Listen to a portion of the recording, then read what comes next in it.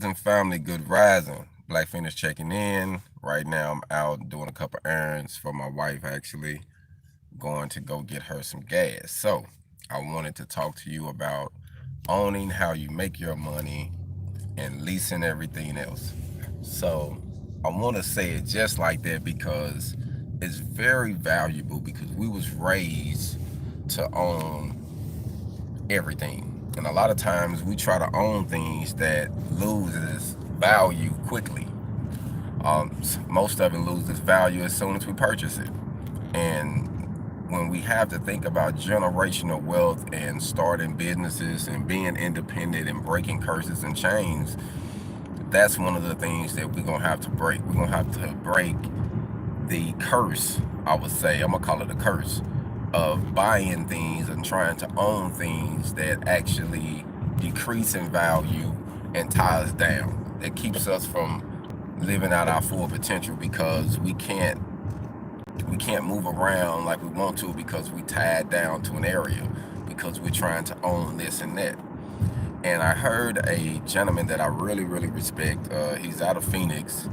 Um, his name is Robert Kiyosaki, and he had made a statement. And on the front of one of his videos, he put, "The rich owns nothing," and he had it in front of a nice car, I believe a nice home. He was dressed nice, all the typical things that people want once they say they reach to a level of success. They say, okay, I'm on this level of success right now. This is the things that show my success. And it just made me think about how it's not all about that. Now, you require things of success, different levels as you go because you understand business, and not owning things gives you that protection. That's why it's important. So I say an independent LLC over being a sole proprietor because you have more coverage being an independent LLC, and you can be a single member LLC. And once you get to growing, you can add members. So you don't have to necessarily be trapped inside of a box when it comes to that, but you'll have more coverage by being an LLC. And then as you grow, corporation, they have different tax brackets, and all that. But the main concept is to own things and to own how you make your money. My logo up there because I own my logo, but not only do I own my logo, I own how I make my money, my truck.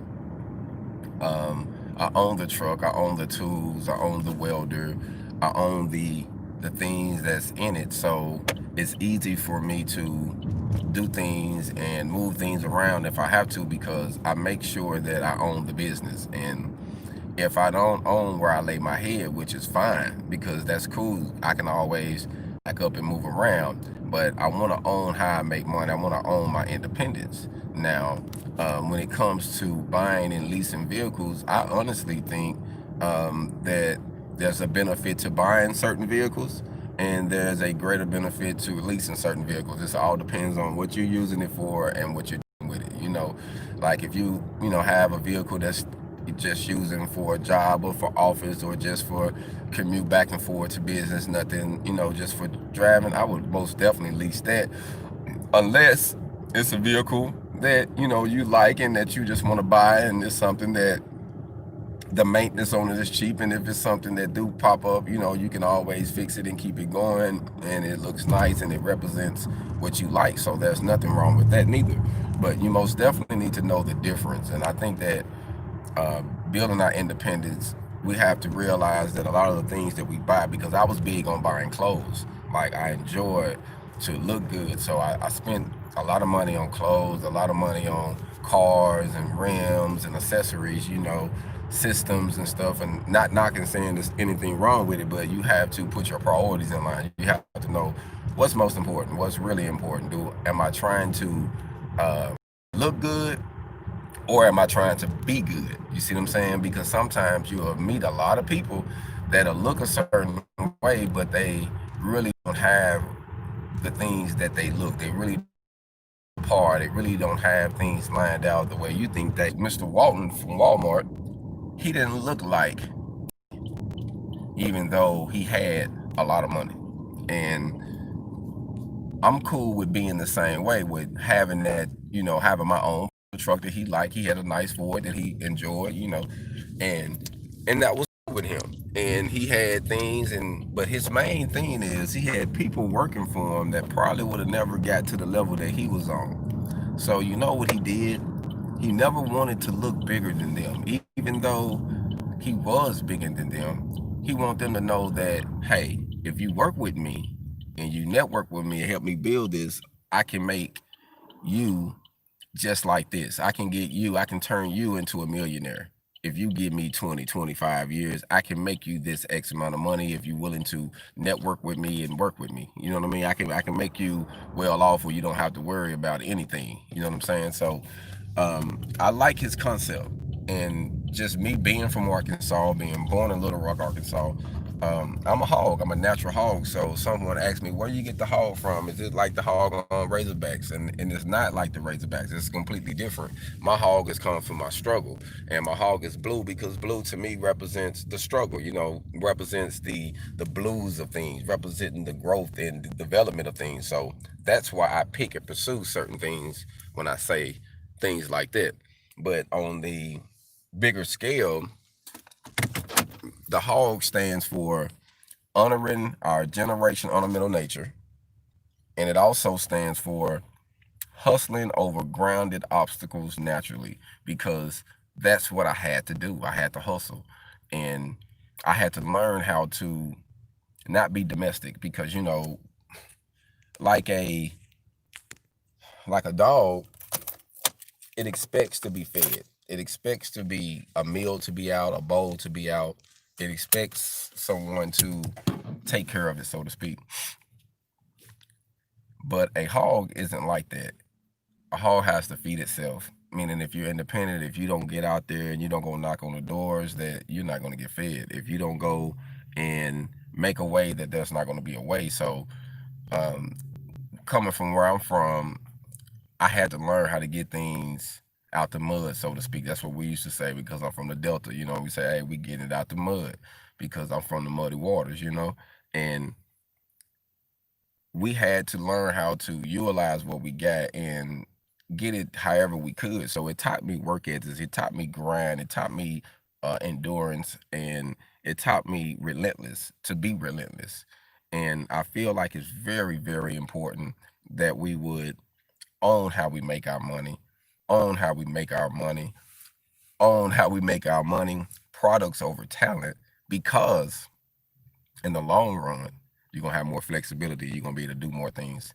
I heard another gentleman who travels, and he said that I don't own any home, but I own rental properties. I own apartments, condos. I own multi-door properties, but I don't own a physical home for myself. I said I don't need no home. I rent, I lease them, so I can move around. I stay over here, I stay over there. Every place that I like, that's where I lease it, because I like to be over here doing this climbing. I want to be over here doing this climbing. I like to network with these people. And to me, that's living. And that's how I'm trying to get my life, where I can actually just enjoy life and do what I do. I enjoy teaching. I enjoy giving information. And someone asked me about my mission statement. I did a post, which I'm gonna have to put it on my I'm about to put it on my YouTube, about my mission statement, and is that we not only teaching welding. We teach welders how to turn a trade into a business by pursuing products over talent, pursuing it. Because see, when you pursue something, you have to put some actions. You have to be determined. You have to be dedicated. You have to have some tough skin, because things ain't gonna be just easy for you. But you understand that you're trying to break a curse. You're trying to not only have a skill, have a career. You're trying to have something that you can turn into a business that you know how to do. And that's what makes us different with the Hog On Welding School, because we're going to teach you how to turn a trade into a business by pursuing products over talent. We're going to show you how to make products by making the products that we have, and how to do services by providing different services for our community and the local community and the local people. So we not only just want to teach you how to be an employee, we want to teach you how to be a boss. And you don't get that from welding schools. I have seen Tulsa welding schools commercial, and I salute the Tulsa welding school. I would love to go there and speak to some of the people. You know what I mean? Like I really enjoy it. But in their commercials, if you listen to all of them, it tells you if you get this trade, you have a good career, you have a good job. You know this. You know they saying that hey, you know you make this much money. You know you can do this, and that's cool. I'm not knocking it. But then what? You're gonna get to a time where you know it's more than welding. You know, it's more than just physical labor. You know, you want to be able to enjoy life. You want to be able to take some trips and do some things like other companies do as on an independent scale, and you can by turning that trade into a business. So I don't knock going there. Most people I know, brothers that went there that still network with me because I mean it's all about getting the skill. Get the skill however you can get the skill. Get the skill on a job training. Get the skill from a school. Get the skill from a vocational school, a college. However you can get the skill. But once you get it, you're gonna have to learn how to turn it into a business. Once you get the confidence of say, hey, I got this, I can do this, then you're gonna have to learn how to turn it into a business. And that's where I step in at because I'm when it comes to that, I'm hands on because I believe in making products. I believe in encouraging. I believe in leading by example. And so the exact same thing that I'm gonna be showing you, I stand on. I believe in. So I just want to say that to you today for those who don't know. We believe in that. We believe in products over talent. We believe in turning a trade into a business, and we believe in owning how you make your money and renting or leasing everything else. Hold on. Black fingers. I'm out.